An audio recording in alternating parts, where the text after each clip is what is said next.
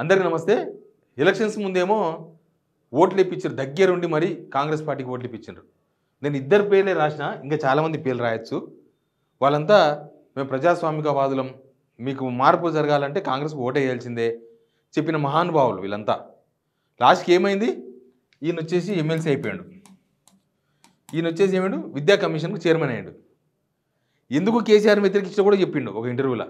ఎందుకు వ్యతిరేకించిన నాగూర్ మురళి గారు అంటే, ఆయన ఏదో పోస్ట్ అడిగినంట రిటైర్మెంట్ తర్వాత, ఐఏఎస్ నుంచి వీఆర్ఎస్ తీసుకున్న తర్వాత పోస్ట్ అడిగితే కేసీఆర్ పట్టించుకోలేదంట. అది కడియం శ్రీహరి ద్వారా అడిగిపించారంట. ఆయన రెస్పాండ్ కాలేదంట. అందుకని రివర్స్గా వ్యతిరేక ప్రచారం చేసినట్ట. ఒకవేళ ఆ పోస్ట్ కనుక ఇచ్చి ఉంటే నేను కేసీఆర్ పాజిటివ్గా ప్రచారం చేసేవాడిని. అంటే వీళ్ళందరూ ఎలక్షన్స్ ముందల వాళ్ళ వ్యక్తిగత కక్షను జనాల మీద రుద్దిరు. వీళ్ళ వ్యక్తిగత పంచాయతీ, అది ఎవరికి సంబంధం లేని పంచాయతీ. ఆ పంచాయతీని తీసుకుపోయి జనాలకు చెప్పి యాంటీ ప్రచారం చేసింది. సరే, చేస్తే చేసుకోవచ్చు, వాళ్ళ ఇష్టం. ప్రజాస్వామ్యంలో ఎవరికైనా యాంటీ చేయొచ్చు, ఎవరికైనా అనుకూలం చేయొచ్చు. మరి ఓట్లు వేయించినప్పుడు, ఇప్పుడు జనాల కష్టాలు ఉన్నప్పుడు ఆ ఓట్లు వేయించిన పెద్ద మనుషులు రావాలి కదా, బయటకు వచ్చి మాట్లాడాలి కదా. ఓ పక్క హైడ్రా బాధితులు తయారైనరు. హైడ్రా బాధితులు నిజంగానే పర్మిషన్స్ లేకుండా, ఏమీ లేకుండా ఎన్నో చెరువులు, ఇందాక ఒకటి చూసినాను నేను, ఎక్కడ అమీర్పూర్లో నడి చెరువులో కట్టిండు. దానికి ఎవరు పర్మిషన్ ఇస్తే ఉరి తీయాలి ఆ ఆఫీసర్ని. ఎందుకంటే కింద పిల్లర్స్ ఉన్నాయి, మొత్తం నీళ్ళనే ఉన్నాయి, పైన 5 floors ఉంది, బాంబు పెట్టి పేల్చారు. అట్లాంటి ఉంటే పేల్చాలి. అట్లాంటి పర్మిషన్ ఇచ్చిన ఆఫీసర్ మీద చర్యలు తీసుకోవాలి. నడి చెర్ల కట్టుకుంటాడు ఆయన. కానీ పర్మిషన్ మీరే ఇచ్చి బయట ఉన్న ఎఫ్టీఎల్ అని, బఫర్ అని, అవన్నీ మీరు చెప్తే తప్ప అది బఫరో ఎఫ్టీఎల్ ఎవరికి తెలియదు. తిరుపతి రెడ్డి గారికే తెలియదు, రేవంత్ రెడ్డి అన్ననే నాకు తెలియదు నేను ఉన్నప్పుడు ఎఫ్టీఎల్ అని చెప్పిండు. మరి అంత నాలెడ్జ్ ఉన్న, పొద్దుగాలు లేస్తే ఎప్పుడో చిన్నప్పటి నుంచే మీరు రియల్ ఎస్టేట్ దందా చేస్తాం మా ఫ్యామిలీ అని చెప్పిన మీకే అవగాహన లేకపోతే సామాన్య జనాలకి ఏం తెలుస్తుంది? ఏది ఎఫ్టీఎలో, ఏది ఇంకతనో. అన్ని పర్మిషన్లు వచ్చినాయి. ఎవరో బిల్డర్ పర్మిషన్ తెచ్చుకున్నాడు, అమ్ముకున్నాడు. పర్మిషన్లు చూసి బ్యాంకు లోన్ ఇచ్చారు, కొన్నారు, అయిపోయింది. ఇప్పుడు మీరు పోయి బ్యాంకు లోన్లు చెల్లవు, ఆ పర్మిషన్లు చెల్లవు, పర్మిషన్ మొత్తం క్యాన్సల్. ఏంది ఇది? ఎట్లా ఉందంటే త్రిబుల్ తలాక్ కన్నా దారుణంగా ఉంది ఇది. త్రిబుల్ తలాకే ఇది. పర్మిషన్ మీరే ఇచ్చి ఇప్పుడు ఆ పర్మిషన్ మొత్తం క్యాన్సిల్ చేస్తున్నామంటే మధ్యలో ఈయన బిల్డర్కి డబ్బులు ఇచ్చింటాడు, లోన్ తెచ్చుకున్నాడు, కష్టపడి ఇన్ని రోజులు ఈఎంఐ కట్టింటాడు. వాళ్ళ పరిస్థితి ఏంది? మీ ప్రభుత్వం వేరు, గత ప్రభుత్వం వేరు, అంతకుముందు ప్రభుత్వాలు వేరా? అంటే రేపు ఇంకో ప్రభుత్వం వచ్చి మీరు చేసిన పర్మిషన్స్ మొత్తం రద్దు చేస్తారు. ఏడుకోవాలి జనం.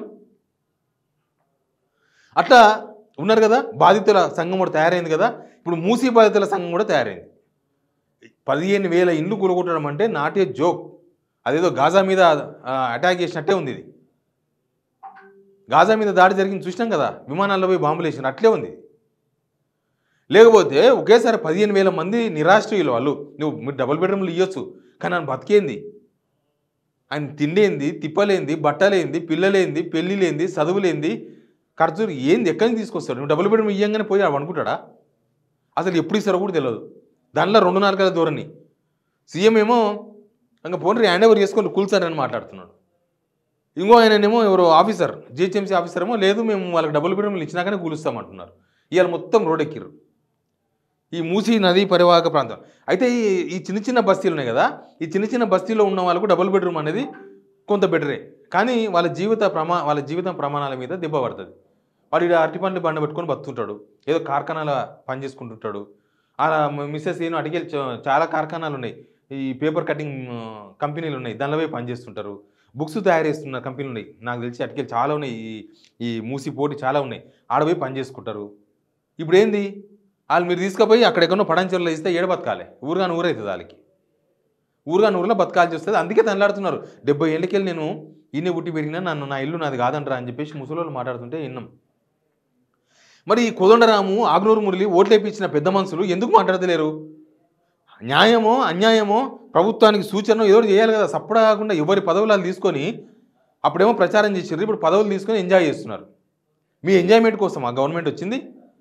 పేదల ఇండ్ల మీదకి పోతే, అరే వనస్థలిపురంలో నాకు అక్కడ చెప్తున్నారు వాళ్ళు 2005 నుంచి 2005 అంటే ఇంత 2024 ఆల్మోస్ట్ 19 ఏళ్ళు ఆడ రైతు బజార్ పెట్టక ముందు నుంచి రైతు బజార్ ఉంది. రైతు బజార్ ప్లేస్ ఉండదు, బయట అరటి పండ్లు, ఆ పండ్లు, ఈ పండ్లు అమ్ముకుంటారు. చూసినరా ఆ గుడారాలు మొత్తం కూల్చేసి నిన్న పోయి.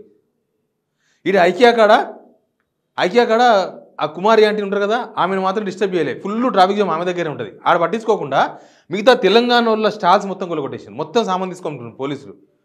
తెలంగాణకి అడిగే హక్కే లేదా? అని కుమారి ఆంటీకి ఉన్న విలువ తెలంగాణ ప్రజలకు లేదా? వాడు బతకనికి వచ్చినోళ్ళే కదా, ఏదో ఊరు నుంచి బతకనికి వచ్చి ఏదో బ్రెడ్ ఆమ్లెటో చిన్న పళ్ళ ముక్కలో ఏదో పెట్టుకొని అమ్ముకొని బతున్నాడు. ఇంకోటి ఏంటంటే నాకు వాళ్ళు చెప్తున్నారు, ఇప్పుడు ఏదైతే వీళ్ళు సామాన్ ఎత్తుకోపోయినారో ఆడ మంచి పార్కింగ్ ప్లేస్ ఉంది, మస్తు జాగా ఉందంట, ఏమి ఇబ్బంది లేదు ఎవరికి.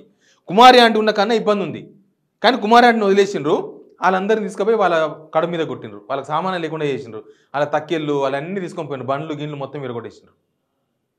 మరి దీని మీద ఎవడు మాట్లాడాలి? ఓట్లు వేయించిన పెద్ద మనుషులు మూగపోతే, ఓట్లు వేయించిన పెద్ద మనుషులు పదవుల్లో ఎంజాయ్ చేస్తే ఎవడు మాట్లాడాలి? మీరు ఓట్లు వేయించింది దీనికోసం, జనాలను ఒప్పించింది మీ పదవుల కోసం మీరు ఒప్పించిండ్రు, అంతే కదా అనుకోవాల్సింది. ఇప్పుడు పదవులు రాగానే మీ పెదవులు మూసుకున్నారా? ఎవరు మాట్లాడాలి? ప్రతిపక్షం మాట్లాడితే రాజకీయం అంటారు, ఏ ప్రతిపక్షం మాట్లాడినా చూసినరా వీళ్ళే పర్మిషన్లు ఇచ్చిండ్రు, వీళ్ళే కూల్చోమంటారని వాళ్ళ మీద వేస్తారు. ఇది పేదల ఉసురు ఉత్తగా పోదు, ఒక్కరికో ఇద్దరికి తగలదు, అందరికి వరుస వేడి తగులుతుంది. వాళ్ళ ఈ అమరవీరుల త్యాగాల మీద తెలంగాణ ఎట్ట ఏర్పడదో, కాంగ్రెస్ గవర్నమెంట్ ఏర్పడదు కూడా వీళ్ళు ఈ కోదండరాము, ఆగ్నూరు మురళి ఇట్లాంటి కొంతమంది మేధావులు, చెప్పుకునే మేధావులు వీళ్ళు చేసిన దానివల్ల కాంగ్రెస్ కొట్టేశారు.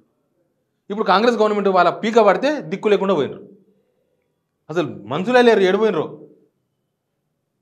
ఇది ఈ పెద్ద మనుషుల కథ. అంటే వీళ్ళని నమ్మితే నట్టేయడం ముంగిపోతామని తెలిసిపోయింది, వీళ్ళని నమ్మితే నట్టేయడం ముంచిపోతారు, కుక్కతోక పట్టుకొని గోదావరి ఇది అంటున్నాడు. అది ఇది గోదావరి కూడా కాదు, మూసినది ఇదినట్లు వీళ్ళని పట్టుకొని పోతే. దేని పనికొస్తాం మనం? దేనికి ఉత్తగా పదవులు ఎంజాయ్ చేసుకుంటే దానికి పనికొస్తామా? ఓ నిరుద్యోగుల ఇష్యూ వస్తే మాట్లాడడం, రైతుల ఇష్యూ వస్తే మాట్లాడడం, రుణమాఫీ కాలేదంటే మీరు మాట్లాడరు, ఏదో టీచర్ల సమస్య ఉందంటే మీరు మాట్లాడరు, ఆ గురుకుల సమస్య అయితే మీరు మాట్లాడరు, హైడ్రాని తీసుకొచ్చి అందరు ఇళ్ళ మీద పడితే మీరు మాట్లాడరు, మూసినది అని చెప్పి 15,000 ఇండ్లు ఖాళీ చేపిస్తామంటే మీరు మాట్లాడరు. ఇంక దేనికి మాట్లాడతారు మీరు? కేవలం పదవులు తీసుకొని గవర్నమెంట్ జీతాలు వస్తాయి, మంచిగా 2 లక్షలు 2.5 లక్షల జీతాలు వస్తాయి, మంచిగా కారులో వేసుకొని ఆ సరైన వేసుకొని తిరుగుతారా? ఖచ్చితంగా తెలంగాణ సమాధానం చెప్పాలి. మీరు ఓటు వేయించిన వాళ్ళు, మీరు దగ్గరుండి ఓట్లు వేయించిన వాళ్ళు, ఒక ఆయన బస్ కట్టుకొని తిరుగుతాడు, ఒక ఆయన ఇంకోటి వేసుకొని తిరుగుతాడు. వీళ్ళు ప్రజాస్వామిక వాదుల్లాగా వీళ్ళు చెప్తే మొత్తం ఇంకా ప్రజాస్వామ్యం ఏర్పడుతున్నట్టు, ఇప్పటిదాకా ప్రజాస్వామ్యం పెద్ద పెద్ద కథలు పడ్డారు. ఇప్పుడు ఎవడు మాట్లాడాలి? తెలంగాణ సమాజానికి కోదండరామ్ గారు, ఆగ్నూరు మురళి గారు, మీరు పదవుల్లో ఎంజాయ్ చేయడం కాదు, జనానికి సమాధానం చెప్పాలి. ఇప్పుడు ఏంది వీళ్ళు ప్రభుత్వం చేసిన కరెక్ట్ అయితే కరెక్ట్ అని చెప్పండి, జనం చూసుకుంటారు మీ సంగతి. లేకపోతే ప్రభుత్వానికి చెప్పండి ఇది కరెక్ట్ కాదు, ఇట్లా చేయండి, ఇట్లా కాదు అట్లా చేయండి అని. ఏది లేదు, మంచి నిమ్మలంగా సెక్రటరీలు తిరుగుతున్నారు, పొద్దంతా సెక్రటరియట్, సాయంత్రం కూడా సెటిల్మెంట్లు ఎక్కడనో, ఇవే జరుగుతున్నాయి మొత్తం. జనం దీన్ని అర్థం చేసుకోవాలి.